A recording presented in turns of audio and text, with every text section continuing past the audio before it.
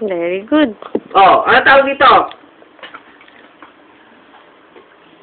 Small letter A. Oh, gawin mo. Paano gawin ang small letter A?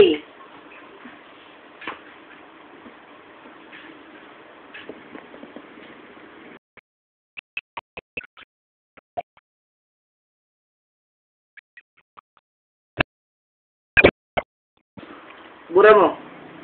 Ayusin mo yung buntot. Pangit. Pangit eh. Mukhang hindi letter A yun. Ulit mo. Ayan. Okay.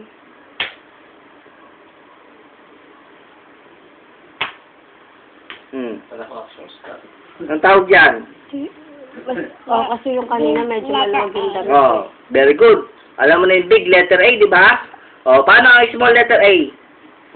Small letter A. Yung may buntot.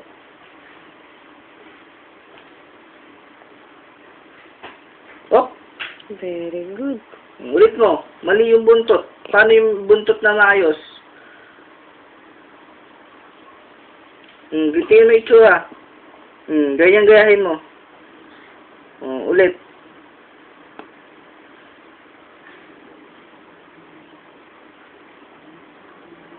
Tapos, yung bilog. Paano pa bilog? Tawag dyan, big. Big Letter A.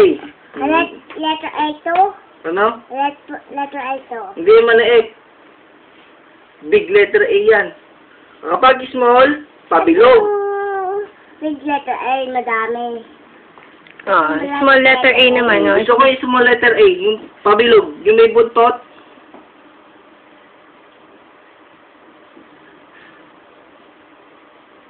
Oh, tama na. Very good. Very good. Okay na? Ikaw.